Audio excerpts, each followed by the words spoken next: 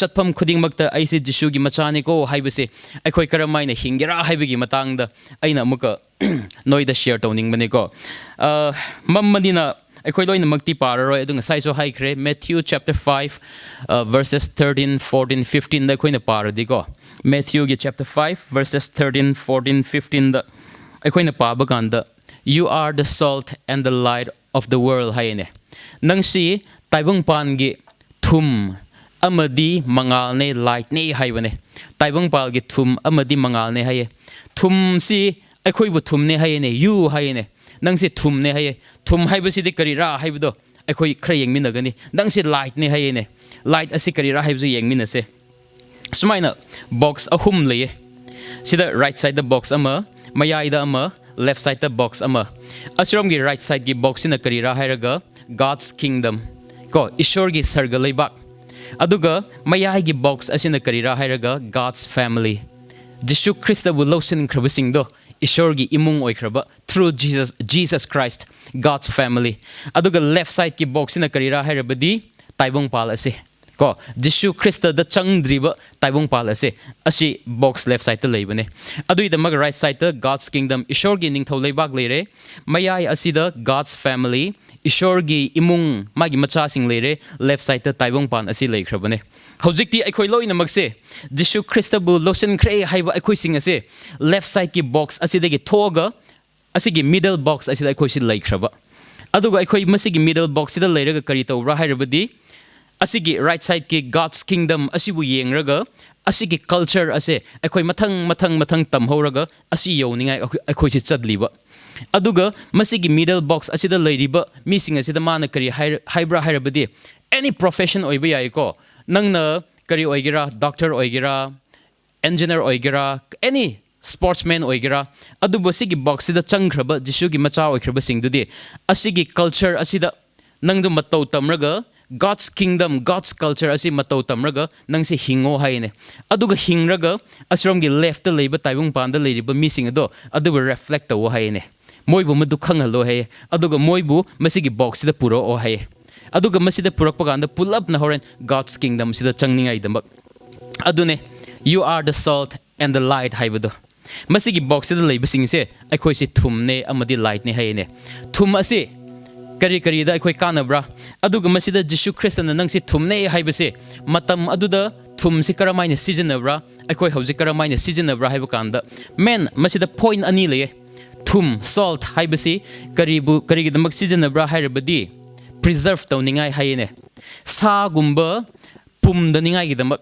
ꯀꯨꯏꯅ ꯊꯝꯅꯤꯡꯉꯥꯏꯒꯤꯗꯃꯛ ꯃꯇꯝ ꯑꯗꯨꯗ ꯔꯦꯐ꯭ꯔꯤꯖꯔꯦꯇꯔꯒꯨꯝꯕ ꯂꯩꯇꯕ ꯀꯣ ꯑꯗꯨꯒꯤꯗꯃꯛ ꯗꯦꯖꯔꯠ ꯃꯣꯏꯒꯤ ꯑꯁꯥꯕ ꯃꯐꯝꯗ ꯂꯩꯕ ꯀꯥꯟꯗ ꯁꯥꯁꯦ ꯅꯨꯃꯤꯠ 2-3 ꯊꯝꯕ ꯌꯥꯗꯕ ꯑꯗꯨꯒꯤꯗꯃꯛ ꯃꯣꯏꯅ ꯑꯗꯨ ꯄ꯭ꯔꯤꯖꯔቭ ꯇꯧꯒꯦ ꯍꯥꯏꯔꯕꯗꯤ ꯊꯨꯝ ꯇꯩꯌꯦ ꯍꯥꯏꯌꯦꯅꯦ ꯊꯨꯝ ꯇꯩꯔꯒ ꯃꯗꯨ ꯄꯨꯝꯍꯟꯗꯕ ꯀꯣ ꯀꯨꯏꯅ ꯊꯝꯕ ꯌꯥꯕ ꯑꯅꯤꯁꯨꯕꯗ ꯊꯨꯝ ꯑꯁꯦ ꯀꯔꯤꯒꯤꯗꯃꯛ ꯁꯤꯖꯤꯟꯅꯕ꯭ꯔꯥ ꯍꯥꯏꯔꯕꯗꯤ to enhance the flavor ꯍꯥꯏꯌꯦ ꯀꯣ ꯑꯩꯈꯣꯏꯅ ꯑꯦꯅꯤ ꯆꯥꯕ ꯈꯨꯗꯤꯡꯃꯛꯁꯤꯗ ꯊꯨꯝ ꯍꯥꯞꯄ ꯀꯥꯟꯗ ꯃꯥꯒꯤ ꯃꯍꯥꯎ ꯂꯩꯍꯟꯕ ꯇꯦꯁ ꯂꯩꯍꯟꯕ ꯅꯠꯇ꯭ꯔꯣ ꯊꯨꯝ ꯑꯁꯦ ꯑꯩꯈꯣꯏꯅ ꯁꯤꯡꯖꯨ ꯆꯥꯔꯣ ꯊꯨꯝ ꯌꯥꯎꯗ꯭ꯔꯗꯤ ꯍꯥꯎꯕ꯭ꯔꯣ ꯑꯩꯒꯤ ꯅꯦꯐ꯭ꯌꯨ ꯑꯃ ꯂꯩꯌꯦ ꯃꯥꯁꯦ ꯌꯥꯝ ꯖꯣꯛꯁꯨ ꯇꯧꯕ ꯍꯩꯕꯅꯦꯀꯣ ꯅꯣꯡꯃ ꯑꯩꯈꯣꯏꯁꯤ MBCꯒꯤ ꯒꯦꯠꯀꯤ ꯃꯃꯥꯡꯗꯨꯗ ꯁꯤꯡꯖꯨ ꯆꯥꯕ ꯑꯗꯨ ꯃꯥꯁꯦ ꯊꯨꯝꯁꯤ ꯌꯥꯝ ꯌꯥꯛꯅ ꯆꯥꯒꯟꯕꯅꯦ ꯑꯗꯨꯒ ꯅꯨꯃꯤꯠ ꯑꯗꯨ ꯃꯃꯥꯟꯅꯕ ꯑꯃꯁꯨ ꯌꯥꯎꯕ ꯃꯕꯥꯟꯁꯤ ꯆꯞ ꯆꯥꯕ ꯊꯨꯝꯁꯤ ꯌꯥꯝ ꯌꯥꯛꯄꯀꯣ ꯁꯤꯡꯖꯨ ꯆꯥꯏꯌꯦ ꯑꯃꯨꯛꯀ ꯊꯨꯝꯁꯤ ꯍꯥꯞꯄ ꯑꯃꯨꯛꯀ ꯆꯥꯏꯌꯦ ꯑꯗꯣ ꯋꯥꯠꯂꯦꯅ ꯍꯥꯞꯔꯒ ꯍꯣꯔꯦꯟꯗꯤ ꯑꯩꯒꯤ ꯅꯦꯐ꯭ꯌꯨꯁꯤꯅ ꯀꯔꯤ ꯇꯧꯕ꯭ꯔꯥ ꯍꯥꯏꯔꯒ ꯊꯨꯝꯗꯣ ꯇꯛ ꯂꯧꯔꯒ ꯊꯨꯝꯁꯤ ꯆꯥꯕ ꯑꯗꯨꯒ ꯊꯨꯝꯁꯤꯗꯤ ꯃꯥꯒꯤ ꯇꯦꯁ ꯀꯔꯤꯁꯨ ꯂꯩꯇꯦꯅ ꯊꯨꯝꯗꯦꯅ ꯍꯥꯏꯕꯀꯣ ꯊꯨꯝꯗꯣ ꯀꯔꯤꯁꯨ ꯀꯩꯅꯣ ꯇꯧꯗꯦ ꯍꯥꯏꯌꯦ ꯁꯣ ꯑꯩꯅ ꯍꯥꯏꯕꯗꯤ ꯑꯩꯈꯣꯏ ꯑꯦꯅꯤꯊꯤꯡ ꯆꯥꯕ ꯀꯥꯟꯗ ꯊꯨꯝ ꯑꯗꯨ ꯌꯥꯎꯗ꯭ꯔꯕꯗꯤ ꯍꯥꯎꯇꯦꯕ ꯅꯠꯇ꯭ꯔꯥ ꯊꯨꯝꯗꯨꯅ ꯑꯩꯈꯣꯏꯒꯤ ꯐ꯭ꯂꯦꯚꯔ ꯑꯁꯦ ꯍꯥꯎꯍꯟꯕ ꯃꯁꯤꯅ ꯑꯩꯈꯣꯏꯕꯨ ꯀꯩꯅꯣ ꯇꯧꯍꯟꯕ ꯑꯩꯈꯣꯏ ꯃꯤꯑꯣꯏꯕꯒꯤ ꯄꯨꯟꯁꯤ ꯑꯁꯤꯗ ꯑꯩꯈꯣꯏꯁꯤ ꯃꯁꯤꯒꯤ ꯃꯤꯗꯜ ꯕꯣꯛꯁꯁꯤꯗ ꯂꯩꯈ꯭ꯔꯗꯤ ꯑꯩꯈꯣꯏꯁꯨ ꯑꯗꯨꯃꯥꯏꯅ ꯂꯩꯌꯣ ꯍꯥꯏꯌꯦꯅꯦ to preserve ꯀꯔꯝꯃꯥꯏꯅ ꯄꯨꯝꯗꯅꯤꯡꯉꯥꯏꯒꯤꯗꯃꯛ ꯇꯥꯏꯕꯪꯄꯥꯜ ꯑꯁꯤ ꯄꯨꯝꯗꯅꯤꯡꯉꯥꯏꯒꯤꯗꯃꯛ ꯅꯪꯒꯤ ꯃꯔꯨꯞꯁꯤꯡꯗꯨ ꯄꯨꯝꯗꯅꯤꯡꯉꯥꯏꯒꯤꯗꯃꯛ ꯅꯪꯒꯤ ꯃꯁꯤꯗ Liwachangning ꯌꯨꯠꯁꯤꯡ ꯅꯪꯒꯤ ꯃꯔꯨꯞꯁꯤꯡ ꯂꯩꯕꯁꯤꯡꯗꯨ ꯃꯣꯏꯒꯤ ꯄꯨꯟꯁꯤꯗꯨ ꯄ꯭ꯔꯤꯖꯔቭ ꯇꯧꯕꯤꯅꯤꯡꯉꯥꯏꯒꯤꯗꯃꯛ ꯈꯔꯗꯤ ꯄꯨꯝꯕ ꯍꯧꯔꯦꯅꯀꯣ ꯅꯤꯁꯥ ꯆꯥꯕꯒꯤꯗꯃꯛ ꯄꯨꯝꯕ ꯍꯧꯔꯦ ꯌꯨ ꯊꯛꯄꯒꯤꯗꯃꯛ ꯄꯨꯝꯕ ꯍꯧꯔꯦ ꯕꯣꯏꯐ꯭ꯔꯦꯟ ꯒꯔꯜꯐ꯭ꯔꯦꯟ ꯂꯩꯕꯒꯤꯗꯃꯛ ꯄꯨꯝꯕ ꯍꯧꯔꯦ ꯅꯠꯇ꯭ꯔꯥ ꯃꯊꯪ ꯄꯨꯝꯒꯗꯧꯔꯦ ꯇꯣꯉꯥꯟꯕ ꯄ꯭ꯔꯣꯕ꯭ꯂꯦꯝꯁ ꯃꯌꯥꯝ ꯂꯩꯔꯝꯒꯅꯤ ꯄꯨꯝꯒꯗꯧꯔꯦꯀꯣ ꯑꯗꯨꯕꯨ ꯅꯪꯅ ꯃꯁꯤꯒꯤ ꯃꯅꯨꯡ ꯑꯁꯤꯗ ꯂꯩꯔꯒ ꯊꯨꯝꯒꯨꯝꯅ ꯅꯪꯅ ꯇꯩꯕꯤꯔꯦ ꯍꯥꯏꯔꯒ ꯃꯣꯏꯕꯨ ꯄꯨꯝꯗꯅꯤꯡꯉꯥꯏꯗꯃꯛ ꯐꯖꯅ ꯊꯝꯕꯤꯌꯣ ꯍꯥꯏꯌꯦ ꯖꯤꯁꯨꯒꯤ ꯃꯁꯤꯒꯤ ꯒꯣꯗꯁ ꯀꯤꯡꯗꯝ ꯑꯗꯨ ꯃꯣꯏꯕꯨ ꯔꯤꯐ꯭ꯂꯦꯛ ꯇꯧꯔꯒ ꯇꯝꯕꯤꯔꯒ ꯃꯣꯏꯕꯨꯁꯨ ꯐꯪꯍꯜꯂꯣ ꯍꯥꯏꯌꯦ ꯑꯗꯨꯒ ꯑꯃꯅ ꯈꯔ ꯑꯃꯒꯤ ꯄꯨꯟꯁꯤꯗꯤ ꯃꯍꯥꯎ ꯂꯩꯔꯛꯇ꯭ꯔꯕ ꯅꯠꯇ꯭ꯔꯥ ꯑꯩꯅꯁꯨ ꯍꯥꯏꯌꯦꯅꯀꯣ ꯁꯨꯁꯥꯏꯗ ꯀꯔꯤꯒꯤꯗꯃꯛ ꯊꯣꯛꯈꯤꯕ꯭ꯔꯥ ꯀꯔꯤꯒꯤꯗꯃꯛ ꯇꯨꯃꯤꯟꯅ ꯌꯨꯝꯗ ꯂꯩꯈꯤꯕ꯭ꯔꯥ ꯀꯔꯤꯒꯤꯗꯃꯛ ꯑꯩꯗꯤ ꯌꯨꯝ ꯄꯥꯜꯂꯔꯣꯏ ꯍꯥꯏꯈꯤꯕ꯭ꯔꯥ ꯃꯣꯏꯒꯤ ꯄꯨꯟꯁꯤꯗꯀꯣ ꯇꯦꯁꯠ ꯂꯩꯔꯛꯇꯕꯒꯨꯝꯅ ꯑꯁꯥ ꯂꯩꯔꯛꯇꯕꯒꯨꯝꯅ ꯀꯣ ꯄꯨꯟꯁꯤꯁꯤ ꯅꯨꯡꯉꯥꯏꯔꯛꯇꯕꯒꯨꯝꯅ ꯃꯌꯥꯝ ꯊꯦꯡꯅꯔꯛꯄ ꯑꯗꯨꯒꯤ ꯄꯨꯟꯁꯤ ꯑꯗꯨꯗ ꯅꯪꯅ ꯊꯨꯝ ꯑꯣꯏꯅ ꯂꯩꯔꯒ ꯃꯥꯒꯤ ꯄꯨꯟꯁꯤꯗꯨ ꯃꯍꯥꯎ ꯂꯩꯍꯜꯂꯣ ꯍꯥꯏꯕꯅꯤꯗ ꯍꯣꯞ ꯂꯩꯇ꯭ꯔꯕ ꯃꯤꯁꯤꯡꯗꯨ ꯍꯣꯞ ꯄꯤꯌꯣ ꯍꯥꯏꯌꯦ ꯀꯣ ꯅꯨꯡꯁꯤꯕ ꯐꯪꯗ꯭ꯔꯕ ꯃꯃꯥ ꯃꯄꯥ ꯃꯣꯏꯒꯤ ꯄ꯭ꯔꯣꯕ꯭ꯂꯦꯝ ꯂꯩꯔꯒ ꯏꯃꯨꯡꯗꯁꯨ ꯆꯪꯅꯤꯡꯗ꯭ꯔꯕ ꯄ꯭ꯔꯣꯕ꯭ꯂꯦꯝꯁ ꯂꯩꯈ꯭ꯔꯕ ꯃꯥꯒꯤ ꯄꯨꯟꯁꯤꯗ ꯀꯔꯤꯁꯨ ꯇꯦꯁꯠ ꯂꯩꯇ꯭ꯔꯕꯗꯣ ꯅꯪꯅ ꯊꯨꯝ ꯑꯣꯏꯅ ꯇꯦꯁꯠ ꯑꯣꯏꯅ ꯃꯗꯨꯗ ꯂꯩꯌꯣ ꯍꯥꯏꯌꯦꯅꯦ ꯊꯨꯝ ꯑꯁꯤ ꯑꯩꯈꯣꯏꯅ ꯂꯩꯔꯒ ꯄꯦꯀꯦꯠ ꯑꯣꯏꯅ ꯊꯝꯈ꯭ꯔꯁꯤꯅꯦ ꯁꯤꯗ ꯁꯨꯡꯍꯥꯡ ꯍꯥꯡꯗꯕ ꯀꯥꯟꯅꯕ꯭ꯔꯥ ꯊꯨꯝꯗꯨ ꯂꯩꯔꯁꯨ ꯀꯥꯟꯅꯗꯦꯀꯣ ꯍꯥꯡꯗ꯭ꯔꯕꯗꯤ ꯑꯗꯨꯕꯨ ꯑꯩꯈꯣꯏꯅ ꯊꯨꯝ ꯑꯁꯤ ꯂꯩꯔꯒ ꯃꯁꯤ ꯍꯥꯡꯗꯣꯛꯂꯦ ꯍꯥꯏꯔꯒ ꯀꯣ ꯁꯥ ꯊꯣꯡꯕꯗꯁꯨ ꯍꯥꯞꯄ ꯁꯤꯡꯖꯨꯗꯁꯨ ꯍꯥꯞꯄ ꯀꯗꯥꯏ ꯍꯥꯞꯄ ꯀꯥꯟꯗꯗꯤ ꯃꯗꯨꯅ ꯃꯍꯥꯎ ꯊꯣꯔꯛꯄꯅꯤꯅꯦ ꯅꯪ ꯖꯤꯁꯨ ꯈ꯭ꯔꯤꯁꯇꯕꯨ ꯂꯧꯁꯤꯟꯈ꯭ꯔꯦ ꯍꯥꯏꯔꯒ ꯑꯗꯨꯝ ꯊꯨꯝ ꯑꯗꯨ ꯄꯦꯀꯦꯠ ꯃꯅꯨꯡꯗ ꯂꯩꯕꯒꯨꯝꯅ ꯊꯕꯛ ꯁꯨꯡꯇꯧ ꯇꯧꯗ꯭ꯔꯒ ꯅꯪꯒꯤ ꯊꯨꯝ ꯑꯗꯨ ꯁꯨꯡꯆꯥꯏ ꯆꯥꯏꯗ꯭ꯔꯒ ꯂꯩꯔꯕꯗꯤ ꯅꯪꯁꯤ ꯀꯔꯤꯁꯨ ꯀꯥꯟꯅꯗꯕ ꯃꯃꯤꯡꯒꯤ ꯊꯨꯝ ꯑꯣꯏꯕ ꯑꯗꯨꯒ ꯑꯃꯅꯗꯤ ꯊꯨꯝꯒꯤ ꯇꯦꯁꯠ ꯑꯁꯤ ꯁꯨꯡꯃꯥꯡ ꯃꯥꯡꯗꯕꯅꯦ ꯑꯗꯨꯕꯨ ꯃꯥꯡꯕ ꯃꯇꯝ ꯑꯃ ꯂꯩꯌꯦ ꯀꯔꯝꯕ ꯃꯇꯝꯗ ꯃꯥꯡꯕ꯭ꯔꯥ ꯍꯥꯏꯔꯕꯗꯤ ꯏꯁꯤꯡ ꯌꯥꯝꯅ ꯂꯩꯕ ꯑꯣꯔ ꯅꯪꯅ ꯊꯨꯝ ꯍꯥꯞꯀꯗꯧꯔꯤꯕꯗꯨꯅ ꯍꯦꯟꯅ ꯌꯥꯝꯈ꯭ꯔꯕ ꯅꯪꯒꯤ ꯊꯨꯝ ꯑꯗꯨꯅ ꯄꯤꯛꯈ꯭ꯔꯕ ꯊꯨꯝ ꯑꯗꯨꯒꯤ ꯇꯦꯁꯠ ꯃꯥꯡꯂꯛꯄꯅꯦ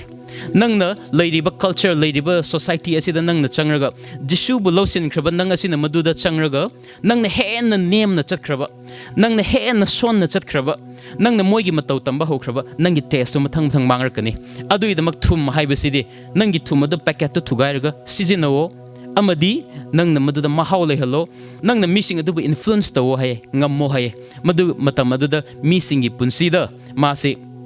ꯇꯦꯁꯠ ꯂꯩꯕ ꯄꯨꯝꯗꯕ ꯃꯥꯒꯤ ꯄꯨꯟꯁꯤꯗ ꯅꯨꯡꯉꯥꯏꯕ ꯍꯥꯏꯕꯗꯨ ꯂꯥꯛꯀꯅꯤ ꯍꯥꯏꯌꯦ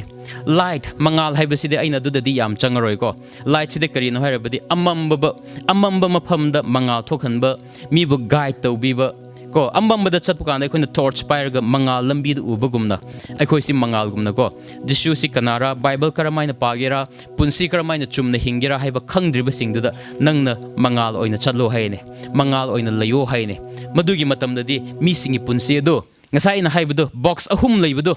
ꯃꯁꯤꯗ ꯂꯩꯔꯤꯕ ꯃꯤꯁꯤꯡ ꯑꯁꯤ ꯃꯁꯤꯕꯨ ꯅꯪꯅ ꯊꯨꯝ ꯑꯃꯗꯤ ꯂꯥꯏꯠ ꯑꯣꯏꯅ ꯂꯩꯕ ꯃꯇꯝꯗ ꯁꯜꯠ ꯑꯦꯟ ꯂꯥꯏꯠ ꯑꯣꯏꯕ ꯃꯇꯝꯗ ꯃꯣꯏꯁꯦ ꯑꯁꯤꯗ ꯄꯨꯔꯛꯀꯗꯧꯕ ꯅꯪꯅ ꯃꯊꯪ ꯄꯨꯔꯛꯑꯒ ꯒꯥꯗꯁ ꯐꯦꯃꯤꯂꯤ ꯏꯁꯣꯔꯒꯤ ꯏꯃꯨꯡꯗꯣ ꯃꯊꯪ ꯆꯥꯎꯈꯠꯍꯟꯕ ꯑꯩꯈꯣꯏꯁꯨ ꯉꯁꯤ ꯃꯁꯤꯒꯤ ꯒꯥꯗꯁ ꯐꯦꯃꯤꯂꯤ ꯑꯁꯤꯗ ꯌꯥꯎꯔꯛꯄꯁꯦ ꯀꯅꯥꯗꯒꯤ ꯌꯥꯎꯕ꯭ꯔꯥ ꯍꯥꯏꯔꯕꯗꯤ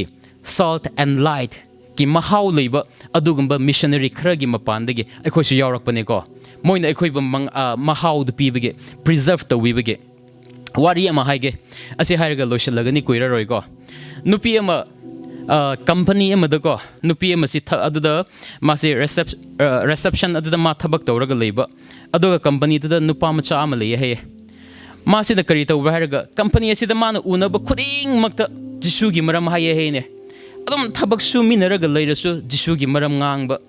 ꯀꯣ ꯃꯣꯏ ꯐꯝꯔꯒ ꯀꯣꯐꯤ ꯊꯛꯑꯁꯨ ꯖꯤꯁꯨꯒꯤ ꯃꯔꯝ ꯉꯥꯡꯕ ꯖꯤꯁꯨꯒꯤ ꯃꯔꯝꯁꯤ ꯉꯥꯡꯃꯟꯈ꯭ꯔꯕ ꯍꯧꯖꯤꯛꯇꯤ ꯃꯤꯁꯤꯡꯅ ꯄꯦꯜꯂꯛꯄ ꯍꯧꯈ꯭ꯔꯕ ꯄꯦꯜꯂꯛꯄꯁꯤꯗ ꯃꯥꯕꯨ ꯍꯟꯖꯟꯅ ꯍꯥꯏꯕꯅꯦ ꯌꯥꯔꯦ ꯅꯪꯒꯤ ꯋꯥꯗꯨ ꯇꯥꯅꯤꯡꯗꯦ ꯑꯗꯨꯕꯨ ꯃꯥꯅ ꯑꯗꯨꯝ ꯍꯥꯏꯌꯦ ꯍꯥꯏꯅꯦ ꯅꯣꯡꯃꯗꯤ ꯑꯗꯨꯒꯤ ꯀꯝꯄ꯭ꯂꯦꯟ ꯑꯗꯨ ꯃꯣꯏꯒꯤ ꯆꯤꯌꯔꯃꯦꯟꯗ ꯌꯧꯈ꯭ꯔꯕ ꯀꯝꯄꯅꯤ ꯑꯗꯨꯒꯤ ꯆꯤꯌꯔꯃꯦꯟꯅ ꯃꯥꯕꯨ ꯋꯥꯔꯟ ꯇꯧꯕꯅꯦꯀꯣ ꯅꯪ ꯉꯁꯤꯗꯒꯤ ꯃꯁꯤꯒꯤ ꯀꯝꯄꯅꯤ ꯑꯁꯤꯗ ꯖꯤꯁꯨ ꯍꯥꯏꯕꯒꯤ ꯃꯃꯤꯡ ꯑꯁꯤ ꯄꯟꯕ ꯌꯥꯗꯦ ꯍꯥꯏꯕ ꯌꯥꯗꯦ ꯍꯥꯏꯌꯦꯅꯦ ꯑꯗꯨꯕꯨ ꯅꯨꯄꯥꯗꯣ ꯀꯌꯥꯃꯨꯛ ꯀꯩꯅꯣ ꯇꯧꯕ꯭ꯔꯥ ꯍꯥꯏꯔꯕꯗꯤ ꯆꯤꯌꯔꯃꯦꯟꯗꯨꯕꯨ ꯃꯥꯅ ꯍꯥꯏꯌꯦ ꯑꯗꯨ ꯑꯣꯏꯔꯕꯗꯤ ꯂꯟꯆ ꯕ꯭ꯔꯦꯛ ꯃꯇꯝꯗ ꯖꯤꯁꯨꯒꯤ ꯃꯃꯤꯡ ꯍꯥꯏꯕ ꯌꯥꯕ꯭ꯔꯥ ꯍꯥꯏꯌꯦꯀꯣ ꯀꯝꯄꯅꯤ ꯑꯁꯤꯗ ꯅꯪ ꯖꯤꯁꯨꯒꯤ ꯃꯃꯤꯡ ꯄꯟꯕ ꯌꯥꯗꯦꯀꯣ ꯍꯥꯏꯕꯗꯣ ꯑꯗꯨꯗꯤ ꯂꯟꯆ ꯕ꯭ꯔꯦꯛ ꯃꯇꯝ ꯑꯁꯤ ꯈꯛꯇꯗ ꯑꯩ ꯖꯤꯁꯨꯒꯤ ꯃꯃꯤꯡ ꯑꯁꯤ ꯄꯟꯒꯦ ꯌꯥꯕ꯭ꯔꯥ ꯍꯥꯏꯌꯦ ꯑꯗꯨ ꯆꯤꯌꯔꯃꯦꯟꯅ ꯈꯜꯂꯒ ꯐꯔꯦ ꯀꯣ ꯂꯟꯆ ꯕ꯭ꯔꯦꯛ ꯃꯇꯝꯗꯗꯤ ꯌꯥꯏ ꯅꯠꯇꯕꯗ ꯄꯟꯒꯅꯨꯀꯣ ꯍꯥꯏꯌꯦ ꯃꯥꯅ ꯑꯦꯕ꯭ꯔꯤ ꯂꯟꯆ ꯕ꯭ꯔꯦꯛ ꯃꯣꯏꯒꯤ ꯂꯟꯆ ꯇꯥꯏꯝ ꯑꯁꯤꯗ ꯀꯔꯤ ꯇꯧꯕ꯭ꯔꯥ ꯍꯥꯏꯔꯗꯤ ꯉꯁꯥꯏꯒꯤ ꯅꯨꯄꯤ ꯑꯃꯗꯣ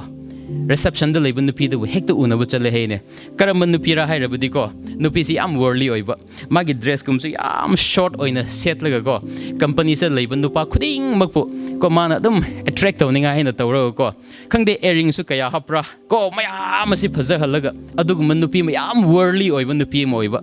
ꯃꯥꯕꯨ ꯅꯨꯡꯇꯤꯒꯤ ꯃꯥꯅ ꯂꯟꯆ ꯇꯥꯏꯝ ꯑꯁꯤꯗ ꯖꯤꯁꯨꯒꯤ ꯃꯔꯝ ꯍꯥꯏꯌꯦ ꯍꯥꯏꯅꯦ ꯅꯣꯡꯃꯗꯤ ꯏꯈꯪ ꯈꯪꯍꯧꯗꯅ ꯍꯧꯖꯤꯛꯀꯤ ꯅꯨꯄꯤ ꯑꯁꯦ ꯅꯣꯡꯃ ꯑꯌꯨꯛ ꯑꯃꯗꯤꯀꯣ ꯑꯩꯈꯣꯏꯒꯤ ꯀꯟꯇꯦꯛꯁꯇ ꯍꯥꯏꯔꯕꯗꯤ phanik setlagago yam decent oiba dress ama company to the lai haine earring so hojik de ani hum haptre ko makeup so yam tawdre yam decent oina dress so full habrago ko lai hai company ki chairman to na ngakman khraba ngarang di ko yam short oina lakpane ko ngasidi pra decent oina lakpadu da chairman asina direct ayuk adu da chalaga nupi du hange haye nong kari tawra ngasidi nang natrene nang tungan khrene haibung matamda nupi du na kari khumra hairabadi every lunch time da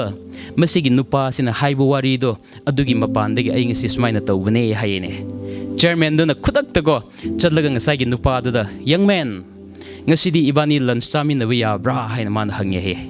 ibani lunch chamina sina nangi wari do isu taninge haina salt and light ko salt and ma bible tamde pastor nate missionary nate adubu magi marketplace mana tawriba thabak mafam aduda jishugi culture aduda hingba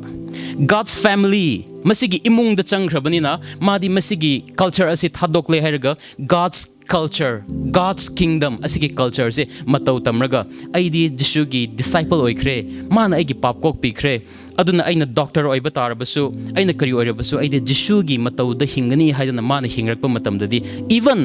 the chairman of that company Jishu Christ kanano masak khangrakpani ne discipleship ko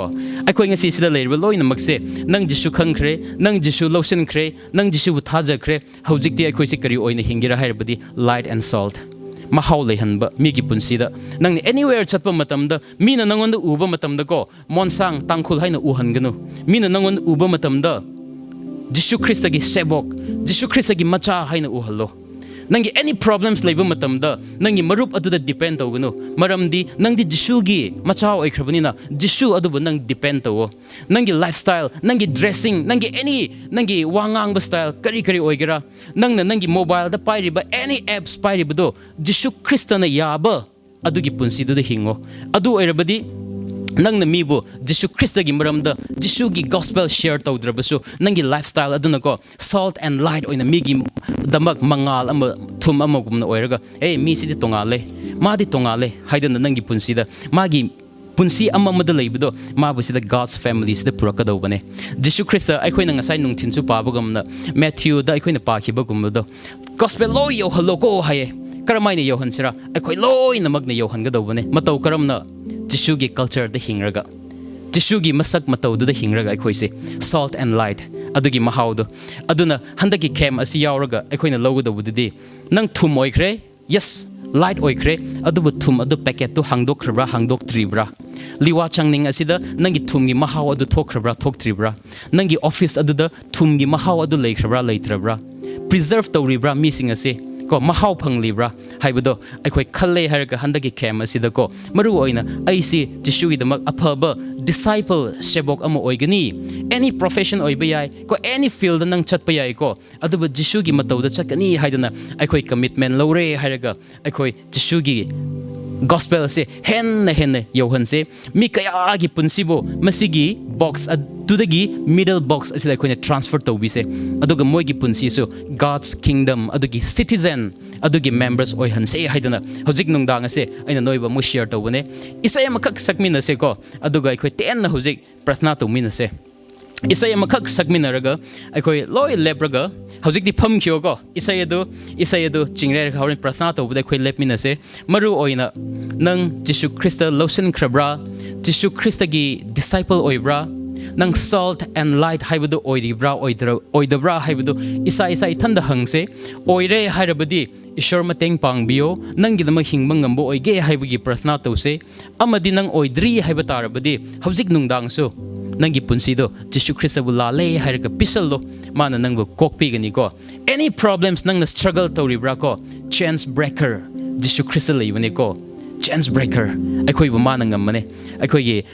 brother Lansing amna isai little wigani ko aduga aikoi loina mak haktang prathna to minase